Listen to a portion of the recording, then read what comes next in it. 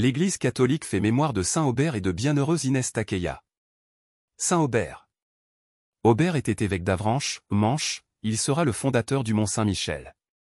L'archange, celui qui proclame, qui est grand comme Dieu. Et qui foule aux pieds Satan son adversaire, Apocalypse 12, lui apparaît ordonnant de bâtir un oratoire sur le mont Tombe. L'évêque d'abord hésite, puis à la vue de prodige il obéit à l'ordre venant du ciel. C'était en 709. Plus tard, en 966, des moines bénédictins parvenus sur le sublime rocher, édifiés à la place du premier sanctuaire la prestigieuse abbaye qui sera l'un des plus grands pèlerinages de la chrétienté. Sa flèche culminant à 152 mètres, au-dessus de la mer, à l'entrée du Couesnon dans la Manche, domine ténèbres et tempêtes depuis plus de 10 siècles. Bienheureuse Inès Takeya. Inès fait partie des 30 martyrs décapités à Nagasaki le 10 septembre 1622. Cette même année 1622 est une date considérable dans l'histoire des missions puisqu'elle marque la création à Rome de la Congrégation pour l'évangélisation des peuples. Nagasaki, ce nom est désormais pour le monde entier, comme Hiroshima, celui du déluge atomique du 9 août 1945. Nagasaki est aussi un lieu terrible de persécution, spécialement au XVIe et XVIIe siècle. Aux martyrs de 1622, que nous honorons en ce 10 septembre, il faut joindre ceux de 1597, 26 martyrs dont les croix furent dressées face à la mer. On ne peut pas évoquer les martyrs du Japon et les débuts de la chrétienté dans l'Empire du Soleil Levant, sans évoquer le sublime défricheur, le Saint Paul du XVIe siècle que fut Saint François Xavier.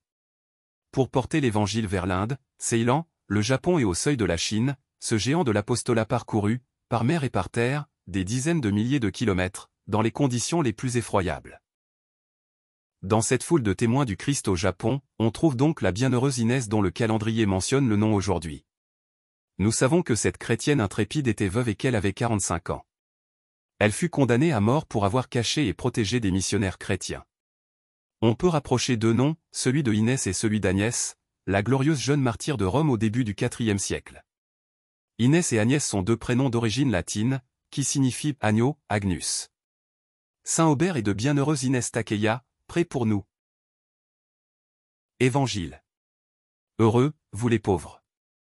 Mais quel malheur pour vous, les riches. Alléluia.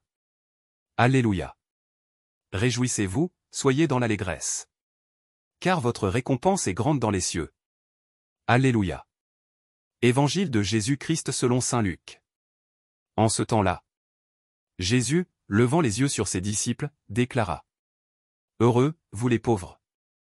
Car le royaume de Dieu est à vous. Heureux, vous qui avez faim maintenant. Car vous serez rassasiés. Heureux, vous qui pleurez maintenant. Car vous rirez. Heureux êtes-vous quand les hommes vous haïssent et vous excluent. Quand ils insultent et rejettent votre nom comme méprisable. À cause du Fils de l'homme. Ce jour-là, réjouissez-vous, tressaillez de joie. Car alors votre récompense est grande dans le ciel. C'est ainsi, en effet, que leur père traitait les prophètes. Mais quel malheur pour vous, les riches! Car vous avez votre consolation. Quel malheur pour vous qui êtes repus maintenant! Car vous aurez faim. Quel malheur pour vous qui riez maintenant!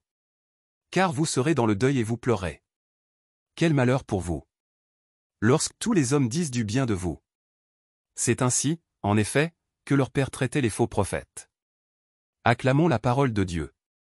Louange à toi Seigneur Jésus.